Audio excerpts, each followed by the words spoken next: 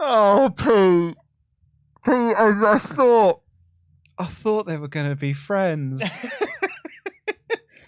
I thought they'd be friends. Mm-hmm. Yeah. I know what the WrestleMania match is, Pete. We all knew. We've known what the WrestleMania match is since October. Yeah. But yet, Pete, when Jey Uso hugged Sami Zayn, I was like, they got me. Yeah, they did it. I was like, since October, they've worked me beautifully here. Yep. What's the WrestleMania match going to be? Oh, no, he super kicked him right in his stupid, dumb face. Yep, that's a super kick right there. Yep, that's a super kick. That's it. Right there. God. Well, we're going to talk about this incredible main event angle. Welcome to the WrestleTalk Podcast review of Monday Night Raw here on the WrestleTalk Podcast channel. Please do press the thumbs up and press the subscribe button because I am Luke Owen, DAD. That is Pete. And just going to get plug out the way quickly. Yes. Our moderators will be putting this into the live chat for you. Tomorrow, we're going to be doing a live stream Q&A session from a brand new location on YouTube. We're going to be in this studio. We're going to be here. Physically, we will be here, yes. but broadcasting from a different YouTube space because we're going to be launching a brand new... What's that noise? I don't know if I want to do it here now. The ghosts are going to come and get us.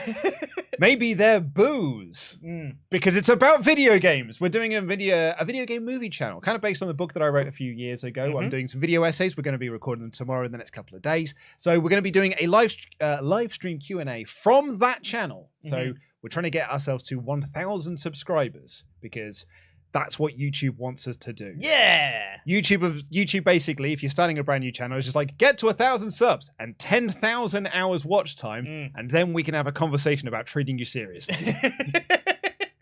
So it's like, cool. So there is the link is being posted into the chat now. So please do go over there and subscribe. And we're going to be doing a live stream Q&A tomorrow. I just want to kick things off here, though, with a comment that really caught my eye, Pete. It's from the Pride of London, who says, yeah, KO is my boy, but he's been a real knobhead.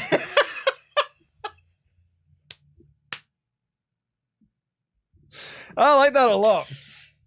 I mean, yeah, but also, no. Yeah, okay. I mean, I think we should group all of this together. Yeah. When talking about this, because this was a Bloodline show in a way, opened with the Bloodline, closed with the Bloodline. As it should. As absolutely as it should. Yeah. I kind of, sit here every Tuesday morning watching the thing at 5 a.m. seething because all the cool stuff happens on SmackDown, not the show I get to review. Yep. I just get to watch the 3-hour pre-show for SmackDown every week. However, this week was the first Raw in quite some time, I think. This actually felt like we're moving things forward. This felt like an actual must-watch episode of Raw because we're on the road to WrestleMania. Exactly, yeah. I mean, we said last week, the whole show was like, watch next week.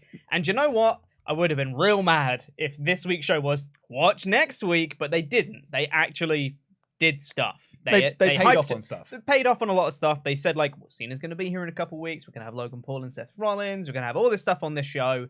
You should tune in for this show. And they did make it worth your while to tune in for the show. Yeah, they'd advertised ahead of time it was going to be Kevin Owens versus Solo Sikoa. And then before Raw started, they announced it was Sami Zayn versus Jimmy Uso. Yeah. Oh, boy.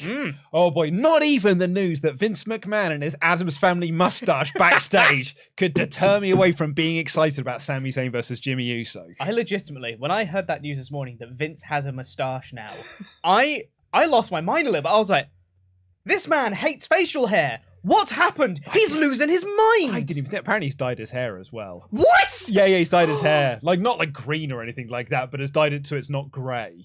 He's having a midlife crisis at the age of 70-odd. This guy's, he's losing it. He's actually losing it. I think, maybe this is a different topic for a different video, but I think potential buyers dropping like flies is probably not having the best reaction to him. Oh man, there was one report that said like there's only 2 potential buyers now. Yeah, it's Saudi Arabia and Tony Khan. Great lineup. Crivens, that's not great for Vince, is it? But either way, that's a different topic for a different day. So not even the news that I'll buy it. I'll buy WWE. Yeah, if we could get together $6 billion. No. I'll buy it for like a $5. If he's out of options, and he wants to buy it for, I'll chuck him a $5. I think if it comes down to WWE's being sold for £5, there might be a few more offers on the table. I don't think we're going to be the only people clubbing together around the office. Terry's chipped in 25p. That'll go towards the fund. Chuck us a £1. Yeah, Andy, chuck us a £1, will you? I'm a bit short. Dave Bradshaw stiffed us only giving us 50p. But anyway, not even that news could deter me from... I was so excited to tell Ollie as well. I was like, Vince's growing a moustache. Can't wait to tell Ollie. Yeah. I was so excited for this. Show opened with a car arriving. Mm-hmm. The Bloodline B team of Jimmy Uso and Solo Sikoa get out of the Bloodline. Oh, it's very good, Pete. Hey, this is why we have him here, folks. People always ask, why is Pete still on shows? Things like this. They do ask that. Especially me. I ask that. And they're going to deal with the Kevin and Sami problems tonight with their respective matches. And we opened with Kevin Owens versus Solo Sikoa. Yeah. Big time matchup, this. And they it felt, because it's opened the show. Yeah. There was no 30-minute promo or anything like that. This was just no, here's Kevin Owens. He's making his entrance. Ding, ding, ding. Your opening contest. Scheduled for 1 fall. Out comes Solo Sikoa. And I was like, there's a big fight feel to this. Absolutely. I mean, it had DQ written all over it because sure did. I didn't think that they were going to have both members of the Bloodline lose on the show. And I didn't think Sami Zayn was going to lose. So I was like, this has got DQ written all over it. Although, with this ending in a DQ finish, coupled with the news that Vince was backstage, you're like, uh-oh. But this was very much, I would say this was the story of Raw. Yeah. Not about the in-ring wrestling. Which, for me, I think is a bit that I really don't like. That was my big criticism I had about Raw this week. Yeah. I thought the actual in-ring product was either just there or, it's all right. Yeah, and the thing is, this was a perfectly well-worked match. But these two can do so much more. They can. But also, they've been telling so many stories through wrestling in the Bloodline story. The wrestling matters for a lot of the Bloodline story because you can tell certain things, and it's not just the big story beats, but also people's facial expressions through matches, or the way that somebody hesitates before they help their teammate, or whatever. There's so many little elements to it that matter in this. Whereas in this match and the main event match, I felt like the wrestling just didn't matter. Didn't matter at all. The Sami Zayn Jimmy Uso match in particular felt like, man, the wrestling here just does not matter. It should have just been an angle. That had nothing to do with the match at all. I kind of agree with you in that way because that main event had the first 5 minutes of it were just ad breaks. Yeah. And actually, when I say that, there was 5 minutes worth of actual wrestling, and there were 2 ad breaks that separated out those 5 minutes. So you kind of weren't able to tell a story through that, and they weren't really telling a story in a lot of the matches, but really they were there just to facilitate the post-match angles. Exactly, which I feel like you could have had a better way to get there, personally. I feel like you shouldn't have done these matches, and I know they probably should have lined this up because they want to have KO and Sami fighting the Bloodline separately to kind of show the symbolism of they're both fighting the Bloodline together but not together for the eventual team up and stuff. I get that. But I just feel like there's a better way to do it than having these matches where the wrestling doesn't matter. But yeah, I would agree with that. And the crowd were really into Sami Zayn during this. Lots of Sami chants throughout this. And Jimmy jumped in the ring, caused the DQ. Boo. Heels beat down on Kevin Owens. Out comes Sami Zayn with a chair. Beats up Jimmy, beats up Solo. They kind of scarper. And Sami once again offers the olive branch to Kevin Owens. And Owens rolls out the ring and walks away. Yep. Did you think this might be the moment? No? Absolutely not. I was like, there's no way that KO will just change his mind. That's what I thought as well. I think they're very good at making me believe that it's going to be the moment. But at this point in time, I was like, it'd be really weird if he just said yes now because he saved him from this one beatdown. Yeah, because nothing has changed. Yeah. Sami's already saved him from a beatdown before. This is just saving him from another beatdown. That's it. Because we got a backstage segment where Sami approached KO and said, look, I'm not asking us to be friends. I don't think that this is magically just going to erase everything that's happened. I'm not looking for that. But we cannot take the Bloodline down separately. The only way we're going to be able to do this is together. And it was at this moment when Owens was giving his retort, when he was just like, oh, I remember you being in the Bloodline. I remember what you did to me in War Games in this city. It was, we're in Boston. I was like, I literally remember what happened. Yeah. And why don't you just go back to Roman Reigns? I'm sure he'll forgive you. You stroke his ego, he's bound to forgive you, and you can just go on your merry way. Yep. Just leave me alone. Mm-hmm. And it was at this moment here, and I hadn't really thought about this with Kevin until this point. He had his heart broken. Yes, he did. By Sami Zayn. Yeah. Like his best friend in this whole world really did turn his back on the family that they have had to go and join a family that he was never really a part of. And I think that's always been there in the Kevin Owens thing, because he's just like, you can look at it from like, oh, the wrestler turned on me, I don't like the wrestler. But I think with Kevin and Sami, it was particularly in this scene here, I was like, oh, right, yeah, no, Kevin's hurt. Mm-hmm. And that's one of the reasons why he's not teaming with Sami now, is because you broke my heart. Yeah. And he doesn't want to get his heart broken again. Yeah. He doesn't want to put his love and his trust back into someone that has broken that trust before. Yeah. This is wonderful. And that's why he was just like, just go back to the bloodline. Yeah. Because go back to the bloodline. Because he know in his heart, what he's currently telling himself is like, well, he'll just turn on me again. Yes. Which is so wonderful, because it's Kevin KO. Owens. That's what he does. It's Kevin Owens being like, ugh, this guy will just turn on me again. Yeah. Can't trust him. Yeah. I would never do such a thing. So I thought this was a really great backstage segment. And there was awesome. Also a moment later on in the show where you had another backstage segment. You could see Kevin Owens and Cody having a conversation, and it looked like they were having an argument. I love those little touches of Triple H era Raw. So good. Those are the things I really like of Triple H's WWE. Yeah. They sort of like the real world building type of things. I also just want to point out as well, after that really good backstage segment with Sami and KO, the first one, cuts back to the commentary, and the commentary go, well, it looks like there's fractures in the friendship between Sami and KO. It's like, way to oversimplify it. When it looks like, I think fractures are starting to grow. Idiots. I had a moment here. Where's my notes? It was after the Theory Cena when they've just announced that John Cena is going to have a WrestleMania match. Yep. And Corey Graves was like, am I dreaming? Is this reality? John Cena's going to have a match at WrestleMania? And it cuts back to Kevin Patrick, who's got nothing to say. So he's just looking at the camera going, "Doi." And I was like, you are awful at your job. Absolutely terrible. I can't believe it either. It looks like John Cena's having a match at WrestleMania. You are dreadful at your job, Kevin Patrick. See, that wasn't the bit that wound me up about that segment. It was the fact that Cena's just said that no one cares about Austin Theory. And then Corey Graves come back. It's like, Austin Theory and John Cena at WrestleMania? Wow, can't wait. I'm so excited. It's like, that's completely against the segment you just did. But that's okay. I cannot wait. And I mean this with all due respect. I cannot wait for this Kevin Patrick experiment to be over. I just need someone to watch back a show and be like, let's give him another week. Yeah. And have a word with him.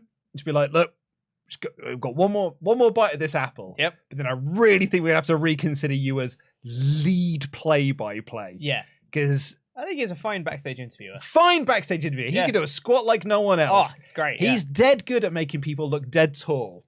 Sorry. Oh dear. I cannot take that call at the moment, I'm afraid. Nope. That's it is quite an important call. No. It's an important call. It's an important call. Yeah. But I cannot take it right now. Yeah. I mean, you could.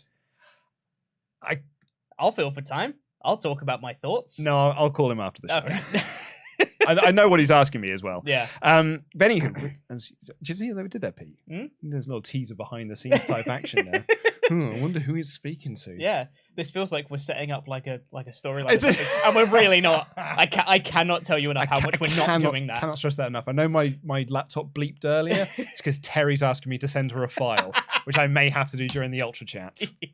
But anyway, yeah, enough about Kevin Patrick. Not grand. I'm sure he's a nice fella. Yeah. Dead good at making people look dead tall. The main event, however, was Jimmy Uso versus Sami Zayn. And like you said earlier, I think the wrestling was inconsequential. And I also think it might have taken away from the eventual like WrestleMania match, because now we've seen them brawl and stuff. We've seen them have a match now. I'm like, kind of wish I would have waited on that interaction a little bit more. Yeah, I can certainly see that. I had the same thing when they just randomly, they spent weeks and weeks having KO and Sami not touch. And then we're just like, nah, they're not his match. Well, John Cena needs to have a match for the Christmas Eve episode. So yeah, they're just gonna have a match now. Yeah. And then they had like a couple of matches after that. Mm-hmm. But this main event was really there for the main event angle. Yes. Which was awesome. All of a sudden, from out of nowhere, Jey Uso appears in the crowd. And I really was a lot like you, just being like it's a shame that this match is not really grabbing me as much as I want to. Yeah. The second that Jey Uso showed up, or it was like really leaned forward in my chair to be like, okay, right, well, what does this mean then? Here's the juice. Because we'd had a segment earlier in the show with Jimmy and Solo backstage and Paul Heyman saying to Jimmy, Jimmy's got his very, very clear mission. You have to bring Jey back to the bloodline. Mm-hmm. And Heyman told Jimmy, like, do you realize that if you don't, the Tribal Chief's not going to blame me. He's not going to blame Solo. He's going to blame you. Mm-hmm. I don't want to add too much pressure onto your match tonight with Sami Zayn. Like, you got to get rid of the Sami problem and you got to bring back Jey. There's a lot of pressure on Jimmy here tonight. So Jey shows up and I'm like, oh, okay. So what does this mean then? Jey just walks down and he's there, basically just there to see Sami Zayn pin Jimmy. They just pinned him and that was absolutely fine. Mm-hmm. Sammy rolls out the ring. Jey gets into the ring. And he's looking at his brother in the eyes. He puts his fist like against his chest. He's grabbing kind of like his top and whatever, kind of like just holding on tight. You're not quite sure what like the words to describe what he was doing. Yeah. It was such a visual moment. Again, like commentary, just shut up. Which perfect. Perfect. That's that's the best way to do this. Even if it was like the world's greatest commentary team. Doesn't matter. You don't talk during these bits. Yeah. He's sort of grabbing him by the ruffle of his jumper and stuff like that. And he's just like, oof. And he walks past Jimmy. He rolls out the ring and he stands next to Sami Zayn. And I was genuinely like, edge of my seat. I don't know what's going to happen next. And then he hugged Sami Zayn. And it was one of those, like, I mean, some people have said to me, you guys really do overham your reactions on live streams or, on Worst Match Ever and things like that. And I'm like, oh, dude, I had these reactions on camera that I had in my kitchen this morning at like 6:30 with a bowl of Rice Krispies next to me and a cup of coffee. Because he hugged Sammy and my hands went to my head and I probably like, yeah. I was like, I did not see it coming. I don't know what I was expecting or what I wasn't expecting, but I didn't expect that. Yeah. It was a wonderful moment because the crowd were just begging Jey to hug Sammy. They just wanted them to be friends again. And the moment he did, the crowd was like, yes, he hugged him! Like, the biggest pop for a hug since Miss Elizabeth. Oh, yeah, or like Team Hell No or something like that. Yeah. Like, it was genuine, like, this crowd exploded for this hug. Yeah. Chants of, ooh, see, ooh, see, ooh, see. And, like, Jey throws up the ones, and Sammy joined in, and Sammy, like, couldn't, like, believe it for a second. Like, he did. He was like, oh my god, I've got my friend back. Oh my god, guys, my friend's here. So good. Which then set up the perfect heartbreak a few seconds later when Sammy was like... And Sammy was calling out to Jimmy because he thinks he's got Jey on his side. And Sammy calls out to Jimmy, who's still in the ring. Jimmy's down on one knee in the ring being like, oh my god. Because my brother's gone. My brother's gone. What does that now mean for me on SmackDown? Right? Oh god, oh god, oh god. And Sammy calls out to Jimmy and he goes, it's not too late for you, man. It's not too late for you. Super kick from Jey to Sammy. Oh, so good. It's so good. And the crowd, they lost their minds again. They'd gone through such highs and such lows in the space of like 10 seconds. Super kick to Sammy. Sammy's sell of this was perfect as well. He like ragdolled himself into the barricade. Yep. They chucked him in the ring. Out came Solo again, and all of them went ham on Sammy. They went hammy, where they just started beating the crap out of him, and the crowd were just like, Jey hasn't only super kicked him, he's now making his mission to kill Sammy. Like, he has gone full bloodline now. He is all in on that. They come out and start beating up Sammy some more, but then Cody Rhodes comes out, makes a save, show goes off the air. Yeah. Oh! Yeah, it was... I think Cody makes sense. It makes sense for the story. Because it's Cody Roman at Mania, and so Cody's got his beef with the Bloodline. And also, their job was to take out Sammy. They were going to, unless Cody interfered. I think we might get a 6-man tag at some point, Wouldn't surprise me. Cody, Sammy, and KO, or Sammy, Cody plus partner going up against, and that's when you get the Kevin Owens side of things.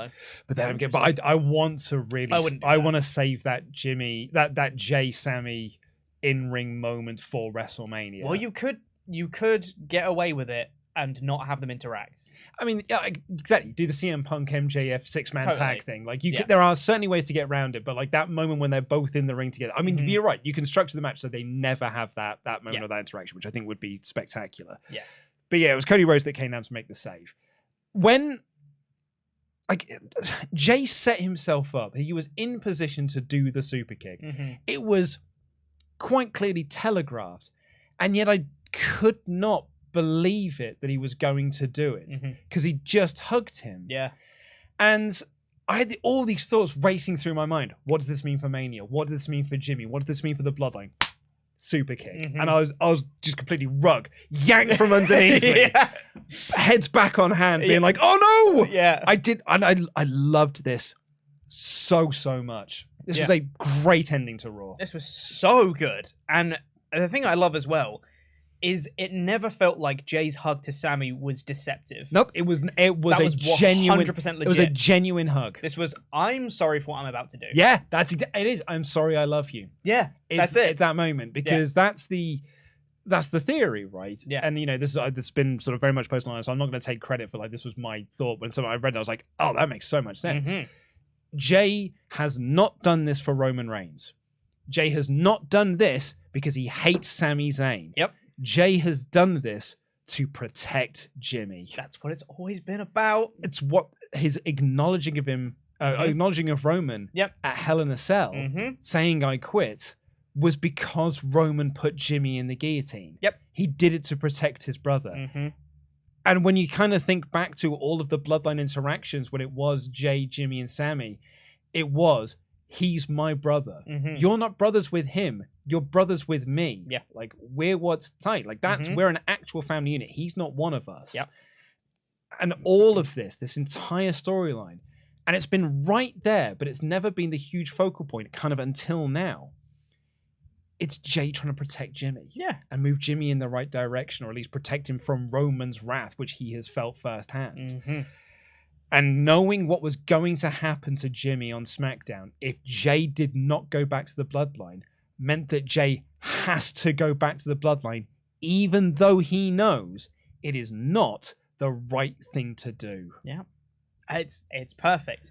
When you get to the point of Jey wanted to turn on the Bloodline. Now, you could see from his facial expressions, like the timer at like Elimination Chamber when Roman was like pushing him and Jey was like almost going to square up to Roman before he got hit with the spear from Sammy. Like he was ready to turn at that point. Obviously still conflicted because it was a difficult thing to do, but he was ready to turn. What's the thing that's going to get him back on side? Jimmy. Jimmy's the ultimate way to get to Jey. That's his weak point. It's every superhero has the love interest that the supervillain always tries to take advantage of. Oh, I'm going to kidnap Mary Jane over here, to get to Spider-Man. In this case, I'm going to use Jimmy to get to Jey. It's perfect. It's great. Oh, what a story. So good. And I love it so much. It's great. And this is what Raw has been missing. And it's not like WWE has been missing this because we've been getting a lot of this on SmackDown. And a lot of that makes sense. They are SmackDown stars. Yes. This storyline does belong on SmackDown, but because it is so great and Raw has not got something of equal measure, and really the closest thing it has is Cody, but Cody's arguing against video screens because Roman's not on Raw. Yeah. Raw has just felt like it has been missing that angle, that moment. We haven't had one of these since like the trial of Sami Zayn, back in January. So we're kind of just sort of missing these moments. And there was a report from Fightful before this episode went out being like, WWE are going out of their way to make this feel like a proper Road to WrestleMania episode. Yeah. And a lot of that is because John Cena's on the show. And John Cena is someone who's going to draw in viewers. Hopefully those viewers stick around. So you sort of build the show to be like, these are your big stories. Here is Bianca Belair. Here's Logan Paul. Here's Cody Rhodes with John Cena. Like, because you are bringing in an audience that probably haven't been there for the last 2 weeks. But that really also does expose that the last 2 weeks of television, like we have said on this podcast, really didn't matter. Mm-hmm. It's all been leading up to this episode. Yeah. And while this episode was good, this felt like, to me, one of the first instances of the road to WrestleMania. Yeah. Rather than, the last 2 weeks was the beginning, or like the Rumble was the beginning. And it only feels like we're on the road to WrestleMania now, which is quite late. It feels a lot like, and actually, AEW has this problem as well. You remember when Survivor Series was end of November, and we were like, wow, they're not going to do a pay-per-view now until the end of January. Like, what's Triple H going to do with 2 whole months of TV? Turns out nothing until like 2 to 3 weeks before the Rumble, and it was like, oh crap, I need to build a pay-per-view. Yeah, and I feel like we've had a little bit of that since the Rumble. I think the build on Raw has been quite lacking going into the Chamber, and then pretty much since Chamber, it's just been we've just been treading water. But this was an episode where it was like, no, we're actually on the road now. Mm-hmm. Here's the actual road to WrestleMania because we're like 3 weeks out. Yes, and it's not my preferred way of doing it. No, me neither. But we are 3 weeks out from Mania, and I feel like, well, 3 or 4. I think it's 3 or 4 weeks. It's like 30 odd days, maybe. Maths. Yeah, something like that. 30 days or something. Yeah, 3-4 weeks. So we've still got time to tell some of these stories. And it's made me really excited for SmackDown. Yeah. It's made me really excited for Raw next week as well. But yeah, I thought this was a great angle to finish off what was actually quite a good show. This was pretty good, yeah. Yeah. Well, let's get into your UltraChats on this topic. Thank you all so much. You can join the conversation going to WrestleTalk.com/support. And also, please do go and click the link that's in the video description down below, or the one that's being posted by our moderators, to go and check out our brand new channel Cutscene and get us to 1,000 subscribers. Thank you very much. We'll be doing a live Q&A there tomorrow to kind of... What time is this Q&A tomorrow? TBD. Okay. Well, only because I said I had a time in mind, but then Ollie told me, oh no, I might need to use the studio. So nice. Yeah. James A. Barefoot kicks things off here to say, hello, Pete and Luke. Such a great angle on Raw. I got swerved hard when I watched the clip on the WWE YouTube channel. Love the podcast, main channel, and partsFUNknown. You make my days go by faster. Thanks so much. Thank you very much. Charles Berg says, adrenaline in my soul. Save Sammy from 3 Usos. Close enough. That's close enough. Yep. I love the crack in Jay's voice as he said, you think I would choose you. I talked about how actions beget reactions. Sammy's choice put Jimmy in danger. Jay has always tried to protect Jimmy from Reigns. True. That's actually, we didn't kind of talk about that aspect of it, but that's, it was sort of like, Jay doesn't hate Sammy. No. I felt that hug was genuine. Yeah. But I think Charles is also right. Jay has been forced to make this decision because of Sammy's actions. Yeah. And that was the moment from the Rumble when Sammy turned on Reigns, and Jay was like, why are you doing this to me? Why are you making me make this choice right now? Yeah. And it was always like, that to me was always Jay's conflict of like, I don't want to make this choice. Why are you making me make this choice? Yeah. Yeah. Bonesaw Bug 823, Rocky 4 vibes here. Sammy is Apollo Creed, Roman is Drago, and Cody is Rocky. Roman needs to beat Cody for him to reestablish his place at the head of the table, but the gates are being stormed by 2 Canadians and a grandson of a plumber. I'm loving this. Well, I hope we don't get too much of Sammy as Apollo in Rocky 4. It did not end well for him. Very badly, because if he dies, he dies. Jonathan Cantrez thought the ending was awesome. It really sold why Jay cared for Sammy, but he had to sell his soul to Roman again to save Jimmy. Now comes WrestleMania, and karma will come along soon, and they will lose the titles. Roman will snap and blame Jimmy and Jay. Well, that's the thing. I think Jay knows that. Jay knows that if they lose those tag titles, Roman's not going to go easy on them. No. And even if Roman loses his titles, he still will find a way to put the blame onto Jimmy and Jay. Of course he will. You lost your titles and that rattled me. Like that, that put me in a difficult position. That's exactly it. And that, crikey, the Raw after Mania, if we have the Bloodline with no belts whatsoever. It will look weird. It will look weird, and I still don't know quite where I stand on it either as well, because I mean, I said on the last week's show, and I've said it in a couple of things now, like I feel like Roman's going to win at Mania, and I think it's like I really don't think he is, and it's not even like a typical WWE. They definitely would just. I'm not saying it from that aspect. It's just Roman has created this aura now where I'm like, oh no, you're a forever champion. You're never going to lose. Which I think is actually just a great story for Cody to go against. Witty Comeback says, what do you think of the theory that Jey told Sami to go along with the beatdown when he pulled him out for the hug? Could be a double cross. This tweet sold me on that. So it's a clip. So apparently, when Jey hugged Sami, he brings him close and he says something in Sami's ear. And if you look at Sami's reaction to it, I'll see if I can make sure this isn't playing sound. Yeah, I probably should have done that as well before I press play. Yep, that's it.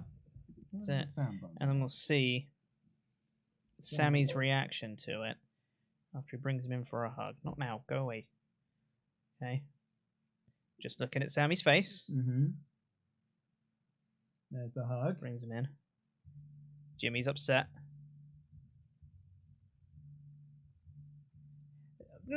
I don't know. No, for me, that facial reaction from Sami was more, I did not expect this. Oh my God, he's hugging me. Yes, that's more. Yeah. I think it's almost the same reaction he would have had like the first time that Jey hugged him when in War Games. Yeah. I like it as a theory. And if it turns out that that is the case, that's incredible. That is awesome. But I don't think that's the case. Yeah.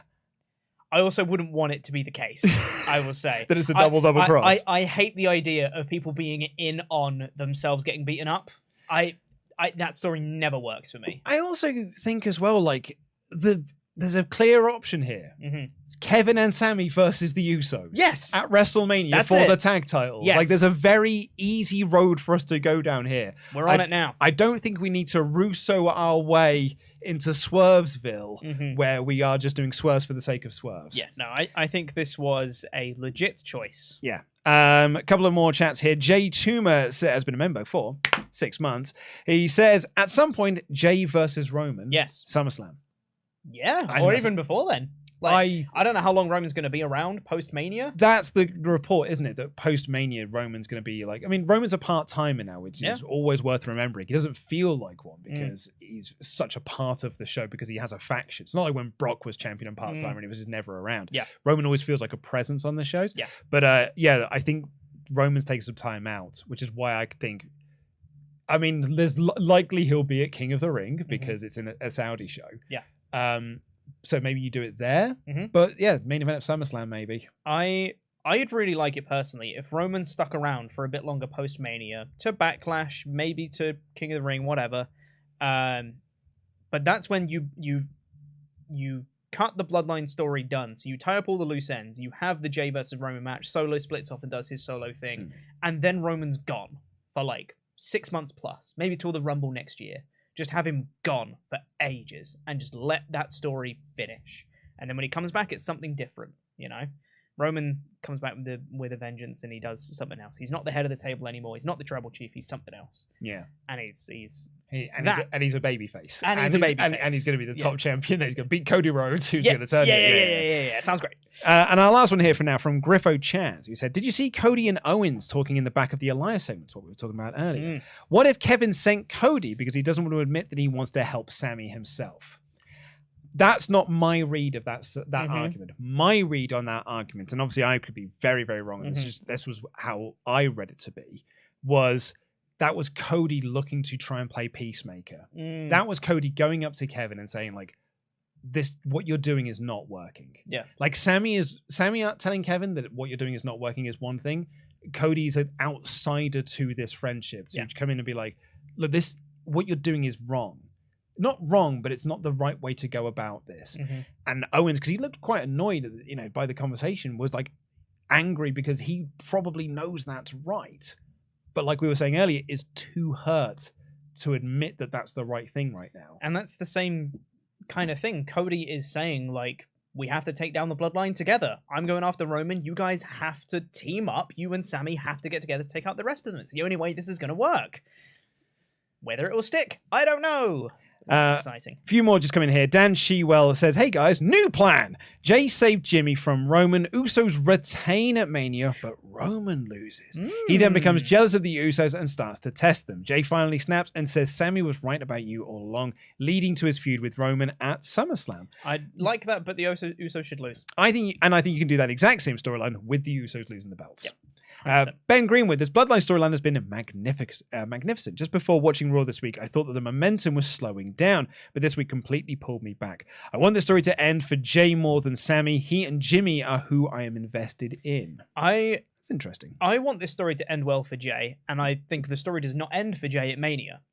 He loses at Mania, and that's his downturn, but then he comes back up when he beats Roman, obviously. Yorkie Master 53 said, this is certified good classic. Sami is the friend trying to get Jey out of the hood. Jey is upset that Sami gave him hope that he could leave that life. Right, do you know what? Let's get into the rest of this show, Pete, because as usual, when a Bloodline thing opens the show or closes the show, we've gone 35 minutes. Well, we have a lot to talk about. We certainly do. So we opened with Kevin Owens and Solo Sikoa. Question to you before we do move on from that, though. Who do you think beat Solo? I don't know. There was a report recently that they're purposefully protecting Solo because they want him to be a big single star. Yeah. The plan being Solo versus Roman at some point. Really? No. Huh. Don't know when, but at some point it's going to be Solo versus Roman. Oh, Roman is going to be so invested in that because Roman's going to be going out of his way to make Solo look awesome. And I would love it if you have the whole breakdown of the Bloodline. Usos leave Roman, and Roman is completely despondent. He's lost his titles, he's lost the Usos have lost their belts, so it's just him and Solo and Paul, and he just snaps at Paul, and Paul's gone, and it's just him and Solo, and then he starts bullying Solo. Solo's like, no, Solo don't stand. No, I'm all right. I've had enough of this now, and that's their implosion. Then they lead to a match. Yeah. I am not saying I want this to happen. And by saying this, I'm not putting it out into the world. Cody beats him in the lead up to Mania. Don't do that, Luke. He's the Wardlow in the MJF feud. No. Likely in a cage match. Gunther versus Solo Sikoa.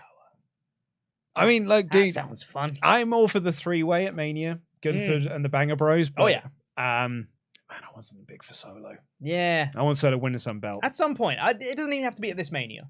Yeah. I want Solo to do something. 100%. We got a recap of Bobby Lashley going to SmackDown and then cutting a backstage promo, which was befitting the quality of this feud. I didn't see that segment from SmackDown with the whole Uncle Howdy thing. Saw the recap on this show. Uncle Howdy looked like a real numpty, didn't he? They've just put pause on this Bray Wyatt Uncle Howdy thing. They were like, right, we just need to get through WrestleMania and these bizarre little mini feud we're doing with Bobby Lashley. Then we'll probably get back to lore, I think. We'll go back to the feud that started in October last year. And it's still not really progressed. Nothing has happened. Well, I know. Uncle Howdy did jump off a tall thing at Royal Rumble. That doesn't count. That doesn't count. Nothing's happened. There's a great moment in The Simpsons. Simpsons wrestling meme shared this earlier. It really made me laugh. When Krusty the Clown comes out in a Halloween costume and he has the line, "Tonight I'm going to suck your blood." But there's a pause between the your blood bit. So he just comes out and goes, "Tonight I'm going to suck your blood." Someone just had the freezer and "Tonight I'm going to suck." It's like Bray Wyatt every week on SmackDown. Oh, that's mean, but it's funny. I know, but I think we're all having like a shared collective group session. I'm just like, I think this Bray Wyatt thing's not working. Oh, I've been saying that pretty much since the return. You know, the thing is, okay, here's a little behind the scenes story for you. We didn't do live reactions for Extreme Rules when Bray Wyatt returned, but I watched that show live so I could do an immediate reaction video for the main WrestleTalk channel immediately afterwards. And I was excited to see Bray Wyatt back. I didn't really like the return, though. Did you not? I really didn't. Oh, that's... Okay, so I think the return was awesome. I don't think it was. It was so overlong. It didn't play into any of the rest of the show. Oh, no, not at all. And it was just like, Bray's back, end of the show. It was like, okay. I would disagree. What does the White Rabbit mean? It doesn't mean anything. It was just a thing that they just said. Hey, the White Rabbit was carrying Cross. We've been through this. I don't know. I was caught up in the moment. And I was like, yeah, Bray Wyatt. But now when I really think about it, I was like, did I actually like that return though? No, I don't think I did. I have not gone back and rewatched it, but in my head, it's just a load of nonsense. In my head, it's still good. It's still good. It's still good. And since then, it's like, okay, yeah, nothing's happened. I think the first few weeks of promos were good. I think 1 or 2 of his promos were good. Yeah. First couple of weeks when he became a human and he was talking about like his inner turmoil and stuff, I'm great into stuff. that was great promo work. Yelling at the production guy backstage. Exactly, great promo stuff. Loved it. And then Uncle Howdy showed up. Uncle Howdy stuff's weird, huh? There's Alexa stuff and it's not. But the bit that really made me laugh in this is it cuts to Byron Saxton and Byron Saxton goes, "Oh, strong comments." Strong comments from Lashley. Awful. I love it. Carmella gets interviewed, wanting to be added into the Raw women's match at WrestleMania, and Chelsea Green walks up and they kind of agree to be a little partnership. Carmella says, maybe you should accompany me to ringside for my match against Bianca Belair. We got more of my least favorite quote from commentary, and they said it twice. Carmella in complete control here. They said it twice. Yeah. Because she was in complete control when they came back from the ad break. Yeah. But this was unlike last week's with Asuka, where Carmella was actually in complete control. Bianca Belair was never really in trouble here. She even got... This really shows you the difference in how WWE see Bianca Belair and see Asuka. Because Bianca Belair in this match got a visual pin on Carmella. She kicked out of 2 near falls after 2 different spots of interference and still won clean. Yes. This is what should have happened with Asuka last week. This was my big issue with the Asuka match last week, because that match was just Carmella dominated for 95% and Asuka got a fluke win. This was Bianca Belair was like, yeah, you were beating up on me, but I'm not in any form of trouble here. My health percentage is at 98% from all of your offense that you've done to me. KOD, and I've just won very, very decisively. It was fine. But, I hated last week. This is what you should be doing. This is a good thing. Yes. And then afterwards, the heels beat down Bianca Belair. Asuka ran down to make the save like she was Sami Zayn in the segment just beforehand and misdid Chelsea Green. I smell a tag team match player, but not for next week because that's Bianca Belair versus Chelsea Green. I would really like it if Asuka and Bianca Belair had a feud at some point. I think it'd be really cool. Yeah, they had a feud at some point. I said this in my edited review. I'm really waiting on that feud to start. Oh, yeah. Yeah. I'm sure it'd be great once it does start. Oh, I mean, do you know what? We're on the road to WrestleMania now. Yeah. If they're going to start it, now's the time. Yeah. Real waiting on it, though. But speaking of WrestleMania feuds, The Miz was in the ring to moderate the face-to-face between Logan Paul at WrestleMania. He is 100% going to help Logan Paul win at WrestleMania. I hate that. He's too involved in this not to be involved in the match. He's the host of WrestleMania. The host can't get involved, Luke. Yeah, well, yeah. They're impartial. The Rock certainly didn't when he did his hosting. Kim Kardashian certainly didn't when she interfered in the main events. Yeah. Look, here's the pitch, right?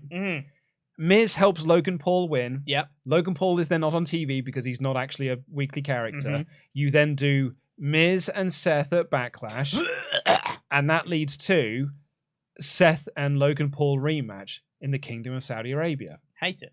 Because that is a rematch befitting of the Kingdom of Saudi Arabia. I just don't like it. I just don't want it. Well, no, because I think this is what... I think Rollins feuding with Logan Paul is massively helping Logan. And in a way, it's really helping Rollins as well. Rollins doesn't quite feel like as tippity-top as he was, say 3 or 4 months ago. Sure. So, certainly since Cody came back. But I think having a feud with Miz, it's going to drag him kicking and screaming into the lower mid-card. And it's not the place for Rollins to be. Yeah. Rollins should be at the tippity-top of this company. He's so over. Boston were hugely into Rollins here. And this will be one of the most lauded matches at WrestleMania. This is certainly going to be one of the most talked about matches because it's going to get all the mainstream publicity. So that's good for one aspect of it. But it's downhill once WrestleMania ends. Yeah. If my theory is correct. Yeah. Which it might not be. This promo was real good, though. I liked it. Yeah, I mean, this was a promo segment. If you like seeing 3 douchebags act like douchebags, then you are going to have a real good time with this segment. This crowd was... like this crowd was super into Rollins. So into Rollins. But also a very bizarre little crowd as well, because they got really good heat for Logan Paul. And then Paul tells them to shut up, and they do it more. I've written here, Logan Paul is such a twat. Because I really do feel like he is. Yep. And then the crowd started chanting for him. I was like, yeah. Why? You were just booing him not 10 seconds ago. Yeah. I think they like him, but like to boo him. Well, here's the, I was thinking about Logan Paul on my little train ride in after I finished writing my review. Yeah. So I appreciate that this is going to make me sound like an old man yelling at clouds.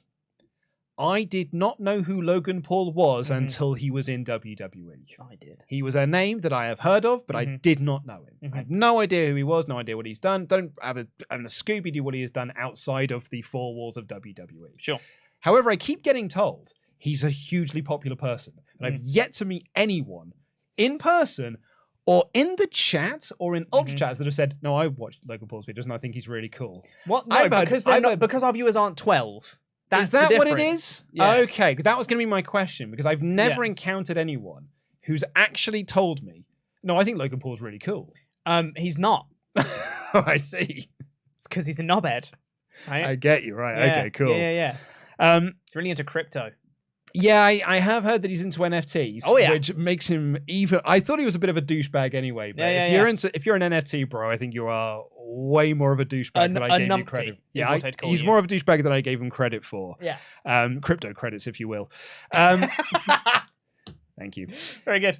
He had a really weird line in here as well. And I get what he was going for. He just delivered it wrong. Yes. His point was, I'm on the WrestleMania card in a high-profile match after being here for just a year. I've accomplished everything that you have in 1 year, and it took you 20. There is something in there, but what he said was, I've done everything you've done in 1 year, and it took you 20. And I was like, have you won multiple world championships in WWE? Because I don't think... Have you won a Money in the Bank briefcase? Because I don't think there's you actually have. lots of things that Seth's done that you haven't actually yet. Seth has been a main event of WrestleMania, even though The Miz told us he hasn't. He definitely has, though. Yeah. Because this happens with Logan Paul so often. Yeah. Delivers lines wrong. And the thing is, I feel like if Logan had just said, I'm as good as you now, and it took me 1 year, and it took you 20 years to get to this point, that's fine. That's probably what he was meant to say. But you can't say... I've done everything you have, because you just haven't. You haven't. It's just wrong. I also feel like, and this is why I wasn't a huge fan of this segment, and it's not just because of the people involved within it. It was some of the content, like I thought Paul's content wasn't quite right. And then Seth Rollins was going down this whole road of like, you're not wanted here. We don't want you in our house. And I'm like, I thought we all agreed that we did like Logan Paul in his house, because Logan Paul's an excellent pro wrestler and he's really good at this. He had an exceptional performance with Roman Reigns. He had a really good match with The Miz, and that's not that easy to do. No disrespect to The Miz, even though people will tell me that I hate him. Yeah. And I just, like, if you'd have done this promo this time last year, I'd understand it. But he's been here for a year now and has been awesome every single time. Yeah. So for Rollins to be like, we don't want you here, Logan Paul, I'm like, no, I think we kind of do, though. Yeah. But Rollins did call in the scum of the earth. So I was like, well, 2 out of 10 segment. Well, when you're right, you're right. And that's the thing. I've noticed this quite a lot in a few segments recently. I was like, feels very like on the nose with a lot of promo content lately. We'll get to that theory segment later. Ooh! And like, and there was like the what was it? Was it the Cody and Roman one from SmackDown? There was a line in there. I was like, that feels very real. Like when Cody said, "Me and my friends sold out an indie show with 10,000 people." Yeah, it was part of that. Literal references to All In. Yeah. It was like everything feels very, and I know like we've been asking for promos to feel more real for ages and everything, but there's occasional moments where I'm like, where it kind of just takes me out of it for a second. I was like, what? Didn't expect him to say that. Yeah. And I don't know whether that's a good or a bad thing. I'm undecided. Poor Dolph Ziggler had to try and make a Moss look good. He did not succeed. Logan Paul knocked out Rollins. Oh, yes, he did. He hit the one lucky punch. Yeah, the one punch man. Yeah. Bonk. And Rollins' sell of it was excellent. Really good. Really, knocked really out. good. Poor old Dolph Ziggler had to try and make a Moss look good and failed in doing so. I really liked how this was set up, though. So they showed a pre-tape from earlier in the day where Mustafa Ali is acting like Dolph Ziggler's #1 fan. And because he is Dolph Ziggler's #1 fan and Dolph Ziggler is always taking opportunities from other people, he's got him an opportunity to face Omos. And then Ali was in the crowd with a big sign that says, "We love Dolph Ziggler." Genuinely the most character I have seen out of Mustafa Ali in a while now. Ever? Possibly ever, because the babyface run that they did in the Trips era did not work. I bless him for trying, but it did not capture the crowd's imagination. Bless Ali, he tried Retribution, but it was dead on arrival. I think you might be right. It's not as much from the presidential thing that he was doing, the cancelled character that he wanted to do, which was really, really good, really an incredible performance. But I really enjoyed this. Yeah, it's fun. What happened to all the Hurt Business stuff, though? We'll see. Again, is that just one of those stories we just put on pause? Yeah, just put on pause. Just put on pause until after WrestleMania? Yeah. Because that's what WrestleMania is, isn't it? It's because the show where we put all of our storylines on pause so we could just do other nonsense and then we can press play again. Yeah. I mean, I don't think they wanted to do Omos versus Lesnar, funnily enough. I think that might have got changed last minute.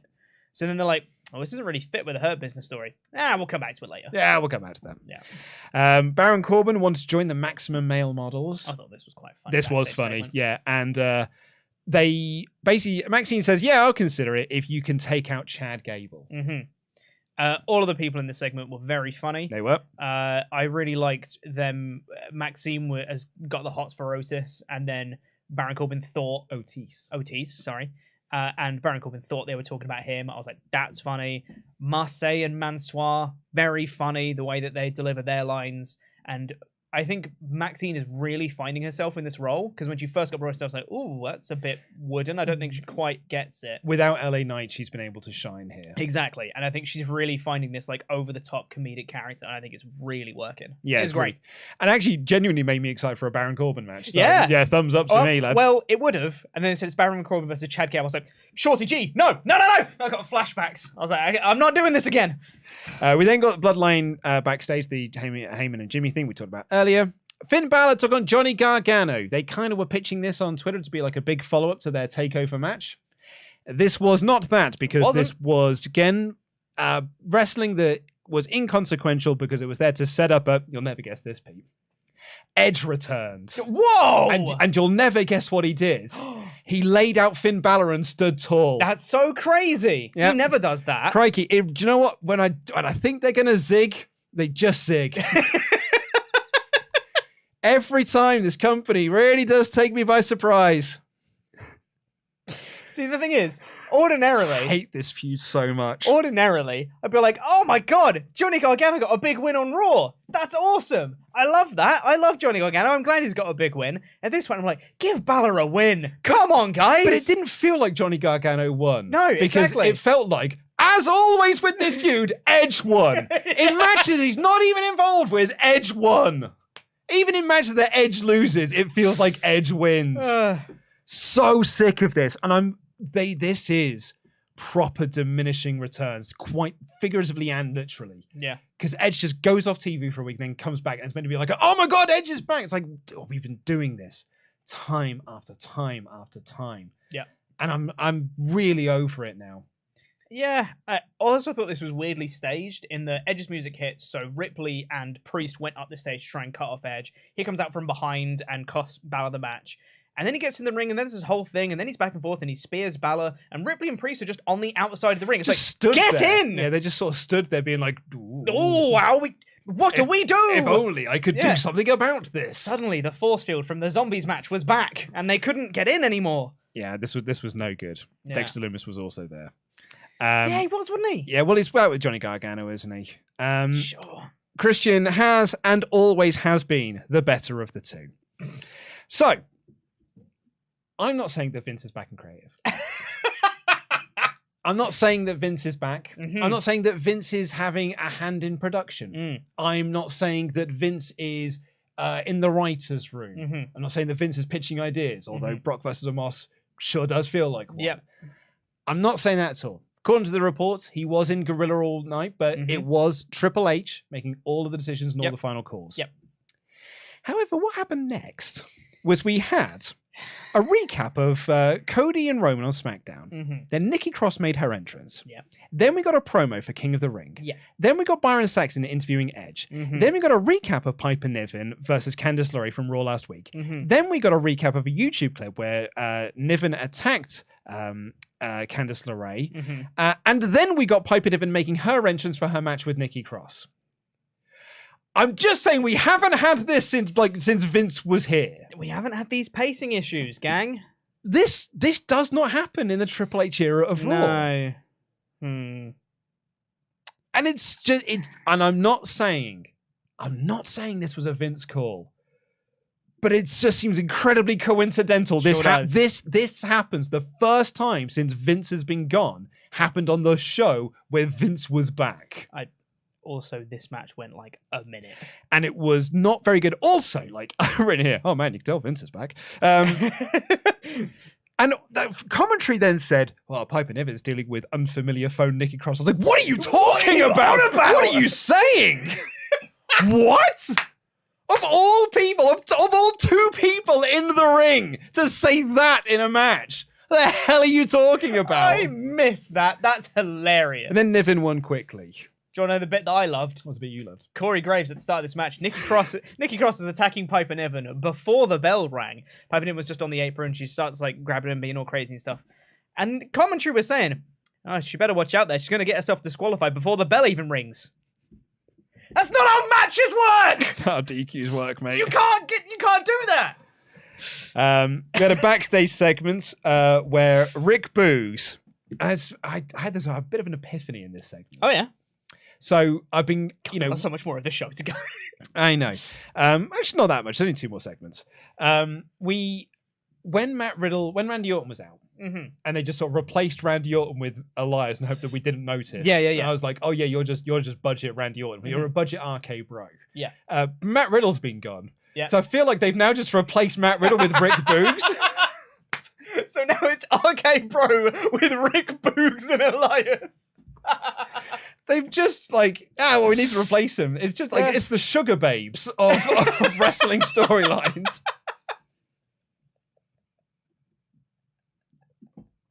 And eventually the original lineup's going to come back. But anyway, this led to a comedy segment where Boogs accidentally got Elias a match with Bronson Reed for next week. Rick Boogs is really funny. I wish he got better content. John Cena came out for his promo. Oh my God. Genuinely choked up by the reaction that he got. Yeah, that was nice. Really, really nice. Great to see John back. Austin Theory came out before Cena could even say anything. Mm-hmm. And I bet you he wishes he didn't. He wants a match with John at WrestleMania. Yeah. And Cena says no. Mm-hmm. You go. I thought that this was going to lead into something quite special. People have been talking about the Cena Theory comparisons for ages. And they referenced it in this segment as well. I thought this was going to be a case of Cena being like, no, I don't want to have this match, you haven't earned it. And Theory being like, what are you talking about? I literally just beat 5 people in an elimination chamber. I'm the greatest. What are you talking about? And Cena, I thought, was going to draw on the comparisons. And he mentioned this part of the program, and I was like, yes, this is what we're doing. When he said, like, you remind me of me. Like, I've been where you've been. I'm your ghost of future. I'm your ghost of the future. He said it better than I did. Yeah. Well, that's because I was going to say Ghost of Future Past. Yeah, which my X-Men mind just kicked in. Exactly. But he said, I'm the ghost of your future. I've been where you've been, and nobody believes that you're you because you're not you. I know that you don't believe all of this right now, and I'm like, this is great because if this leads into like Cena demanding that Theory like stops using underhanded tactics and starts just like wrestling and shows what he's truly about, that's a good like character development theory. Him like putting over and being like, you've got all the potential in the world, you're just masking it with all of this nonsense. I've done that myself. I know what you're going through. Just cast it all to one side and follow the right path. It's not what this promo was. It really wasn't. No, it wasn't. Because Cena then just buried this poor boy 6 feet under. God. Not just Theory, but WWE as well, and their presentation of Theory and the bad job they've done with Theory. Because like Cena says no, and it's like you're not ready for this, which is amazing because it's all the things that we've been saying. They shouldn't have put him in. They shouldn't have given him Money in the Bank. It was not the right time to put Money in the Bank on him. 2 years time, yes, but at that point he was not ready for that position. When he was doing all the golden egg stuff with Vince, it was like, you are not ready for this position you're being put into. This is too much too fast. And that's kind of what Cena was saying here. And Theory took some some easy shots, being like, oh, you're going bald. You're bald. You've got a bald patch, which Cena's done a very good comb over job with. And I really liked it because like, your t-shirt says never give up and your hat says respect, but you're showing me no respect. And it really feels like you're giving up on this match. And then Cena, Jesus Christ, says, look, this is my gift to you to not have a match with me at WrestleMania, because I was just going to let you leave in one piece, but now I can't. And I'm going to have to tell you some real truths. I would rather be going bald than have WWE pipe in fake crowd noise to make it sound like people care about me. Hard dog. Like that's John Cena saying, oh, Rock, you got your promo written in your hand there. Yeah. On your wrist. Yeah. Like really like exposing of the tactics and and things like that. This was a character going out on a WWE show admitting that WWE pipe in fake crowd noise for their wrestlers. Insane. The whole point of Cena's segment was not, you have all the potential, you're just missing something. It was, God, you're terrible, aren't you? You're rubbish. You are so bad and nobody cares about you. Why does anyone care about you? You're so rubbish.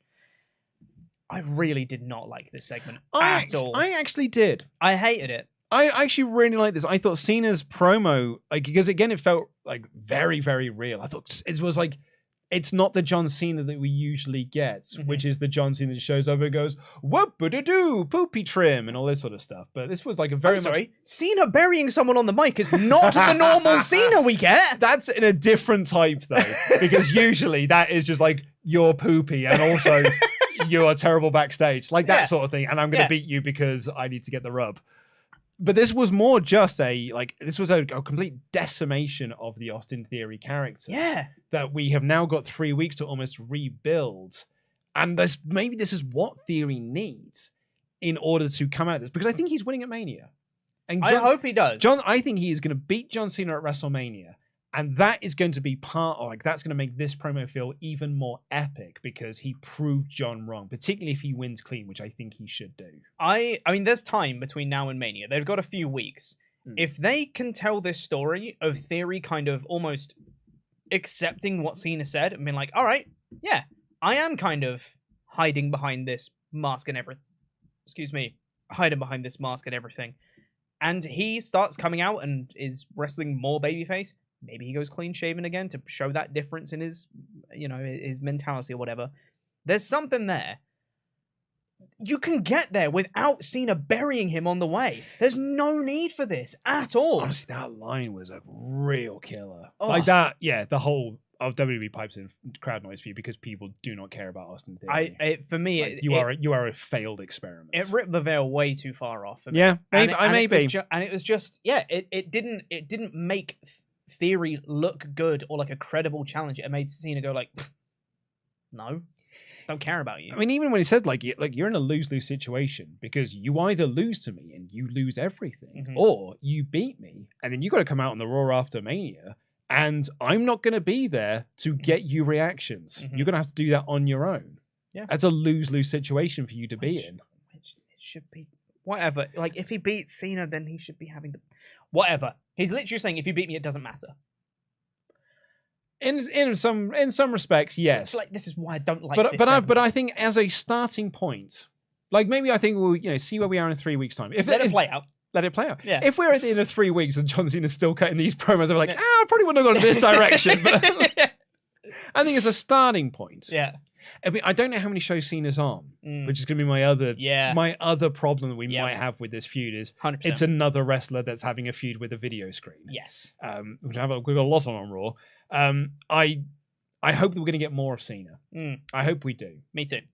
I also, just the last bit that I really hated on this segment was at the very end, Cena was just like, "You're not WrestleMania worthy. You know who is? Cody Rhodes. Everyone stop caring about that man in the ring. Here's the guy you should be cheering. Cheer this man, not that one. He sucks. Care about this guy instead." I guess it was a passing and torching. It was really weird. I thought Cody was coming out for a promo. Yeah, like something. Just Cody came out and he goes, "Here you go, here's a hug," and then that's it. End of segment. Yeah. Like, huh? I thought we were about to get more bad pacing because I've then written like Kevin Patrick is so awful. Can we interview Sami Zayn? Oh, and then I was like, and then Baron Corbin came and I was like, oh.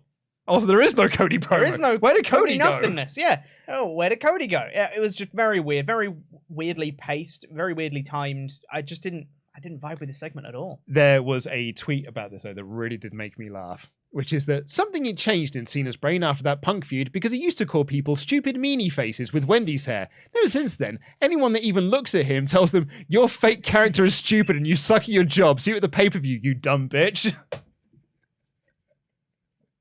They're right. They are right. So it's Cena versus Theory at Mania. Yeah. Which shocked. Yeah. Never would have seen it coming. So then we had Chad Gable versus Baron Corbin. We came back from the ad break, and Kevin Patrick, in another example of him being very bad at his job, but being fed lines to make him sound bad, said, "We are in front of an electric crowd here in Boston." Yes! This crowd was deathly silent for Baron Corbin versus Chad Gable. So good. I loved it. I picked up on that one as well. You hear it was awesome. crickets going on. Yeah. They wrestled to silence, and then Gable tapped Corbin out. It was a nothing match. It was pretty quick. Corbin dominated. I'd have liked to have seen more Maximum Male models out there. Yeah. That was the whole point of this, was to have to further that story, and I don't think we really got that from this segment. And also, just if you're gonna push Chad Gable, which is the report, then have him win more decisively. We then had the final segment we could talk about on this show. Team Backstream coming out for a promo segment. They are the new women's tag team champions. And they talked about how they made history together, and they brought out Trish Stratus. And they're about to sort of like have a little chin wag and stuff. But now come Damage Control, who are very annoyed because they lost the belts. And Trish steps up and says, "Look, I can quite quickly go from I am retired to I was retired." Challenged into a trios match at WrestleMania, which Bayley accepted, much to the chagrin of Io and Dakai. And then the good guys beat up the heels and stood tall. Cool. There are apparently, reportedly, twists and turns coming in this story. May I pitch you mine? Now, I'm going to preface, this is needlessly convoluted. My favorite. There's almost too many moving pieces to this, but I like its outcome. Okay. So, trios match at WrestleMania. Dakota and Io do not want to be in this match. Yes. But quite categorically, they do not. They have basically showed us in the segment they do not want to be part of this match. They've also been very angry at Bayley accepting matches on their behalf. That's how they've lost the tag team titles. Yes. They leave Bayley. And they walk out on Bayley during the match. And Bayley's like, "No, my friends." And the babyface getting like, yuck, yuck, yuck, yuck, yuck. Chick kick to Becky, chick kick to Lita.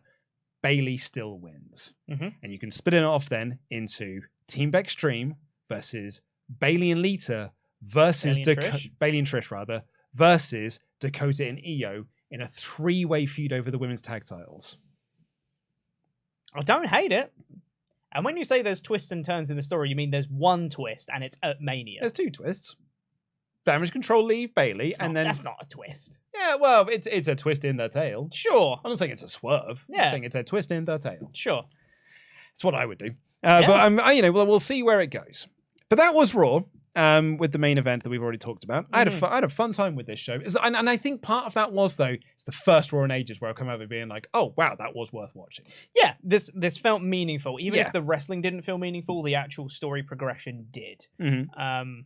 Even though I didn't quite vibe with a couple of the choices, I thought a lot of it was good. And I'm glad that stuff mattered. What would you have scored it? 3.5? Yeah. I want to say. Somewhere around there. I gave it a 4. Yeah, that's valid. I think because you liked the Cena segment and I did, yeah. I think that's probably the difference between us. I would say so, yeah. Let us know what you thought. The poll is up now. You can join in. Thumbs up, thumbs down, thumbs in the middle. Let your voice be heard. Let's give a shout out to some of our wonderful Pledgehammers over on patreon.com/WrestleTalk. Let's have a quick check of the poll, shall we, Pete, for what's going on for WrestleTalk Extra. Oh boy, yeah. Is it live? It's live. It's been going. I think amazing. it actually might now be over. Oh, And let's have a look. Accept those cookies. It has ended, and 40% WrestleMania X8 has won the poll. Ooh. So Ollie Davis and I will be reviewing WrestleMania X8 for WrestleTalk Extra. Someone pointed out in one of the comments, in fact, I'll shout out their name. Where are they? Chris Smith said, "Will have done WrestleManias 17, 18, 19, 20, and 21." Wow. It's a really good run. It's a good in run the right there. archives. Yeah. So that'll be coming out later on this month. Tomorrow is WrestleTalk Behind the Scenes. Myself, Pete, and Ollie Davis talking about the behind the scenes going on in WrestleTalk. And the week after that will be After Dark. Yes, very excited for that. Very excited. And also, I bet you can't wait to review your favorite match, Chris Jericho vs. Triple H, not Rock Hogan, crucially. Yeah, that is the main event, isn't it? It's not Rock Hogan. No, it's another boring Triple H main event. Triple H main event. Yeah. It's got a real slew of those. Oh yeah. Yeah, people always point to Hogan for those boring WrestleMania main events, but Trips he's got his number. Almost doubled in terms of bad WrestleMania main events.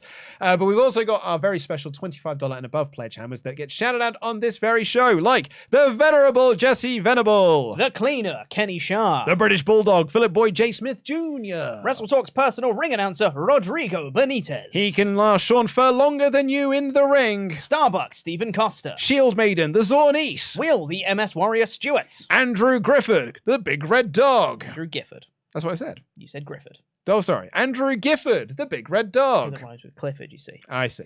The Schrock Master, Austin Schrock. Shawn Michaels' biggest fan, Brett Guy. And finally, for the Hall of Fame class of the 7th of March 2023, Chris Hellfire Brimstone. Thank you all so much for our wonderful Pledgehammers on Patreon. Right, ding, ding, ding. This is your last call for UltraChats. Get them in. Justin Edelheit kicks us off. Do you guys think that WWE are going to make a 4-way at Mania for the Raw Women's Championship? WWE had Bianca face Carmella this week and is facing Chelsea Green next week's made me question. No. Nope, I think it's very much a one-on-one match. Yeah, they're spinning their wheels because they don't know what to do for the future. They were like, well, we'll just have them face other people. Streamlabs loses usernames, right? Mm-hmm.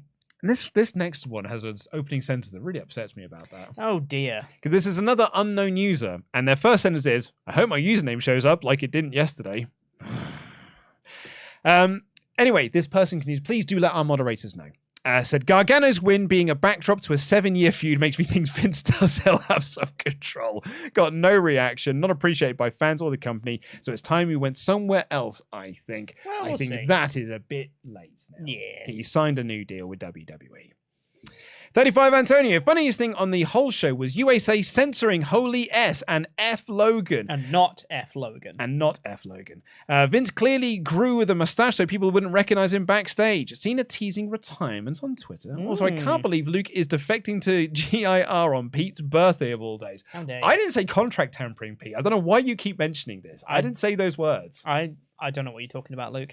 Happy birthday, Pete. It's not my birthday. Kevin said, I saw some people not liking the Cena Theory segment, but I loved it. Theory held his own. I don't think he did that. But Cena really killed it. Most segments advanced stories on this show, so I was expecting a little bit more about Cody than just a run-in at the end. Also, love Ali's character. I think the stuff that Theory said was good, but Cena just absolutely destroyed him. And Theory didn't have a comeback other than, yeah, well... and like, that was his whole comeback. See you at Mania then. Yeah, exactly. Kevin continues, I'm not sure Jey saving Jimmy is the only reason he turned on Sami. My theory is that Jey was hurt by Sami turning on Roman, but he was too emotional to attack him at the Royal Rumble. But the way he attacked him last night makes me think he always wanted to turn on him. I don't know about that. I'm not sure on that one either. Tails P. Asuka dressed like Majima from Yakuza made me realize that that's what I want her to be. Just let her kill people like she did in NXT. Remember her feud with Emma and Dana when they tried to interfere and she just laid out her opponent while staring them down? That was good stuff. Awesome. Yes. And Triple H booked that. Yeah. Like, he's literally got the template in front of him of how to book Asuka on the main roster. And he was like, I've tried nothing and I'm all out of ideas. Koji Moons. To quote AJ Styles in relation to the Vince and creative rumors, I'm not saying it's true. I'm just saying there's some stuff about it which makes you think it's true. Yeah. That is my favorite comment of the day. Mm-hmm. Thank you very much. That's really good. Ben Greenwood. Generally don't understand the Cena segment. I felt bad for Austin in a weird way. It did feel authentic, but it did nothing for him. I feel like his path has been upwards after Elimination Chamber. Austin had nothing for Cena on the mic, and it made him look stupid. I agree. Yeah, in a way. Yeah.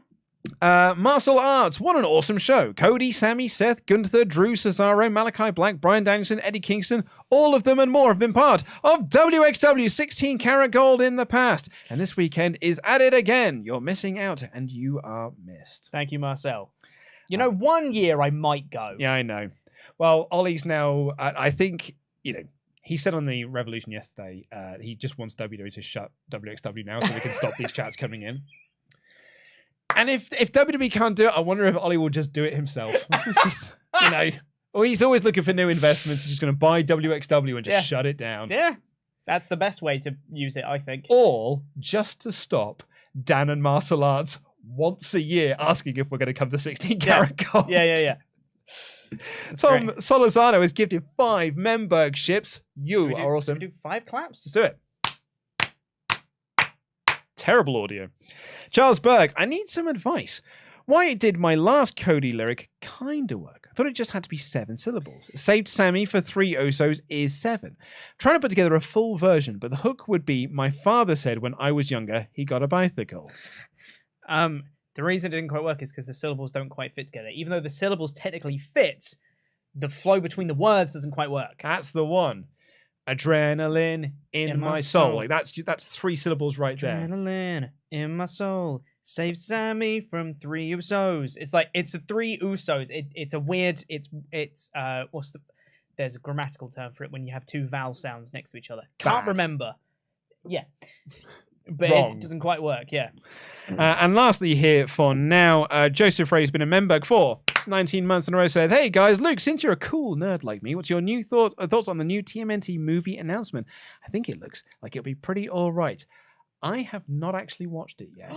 So, I was recording yesterday with Ollie doing the Revolution review, and as I finished, the trailer dropped, and I was like, don't watch it. Yeah, I don't want to watch this. Where I'm at right now, I've got to sort some stuff out of a cutscene. I don't want to watch this right now. Yeah. And then I got home yesterday and my kid struggled to go down to bed. And then I was recording my podcast from 8:30 until midnight. Yeah. And and then I was just like, I'm again not in the right frame of mind to watch the trailer. And then I was up at 6 to watch Raw this morning. And then I've been working non-stop since I've got into work today.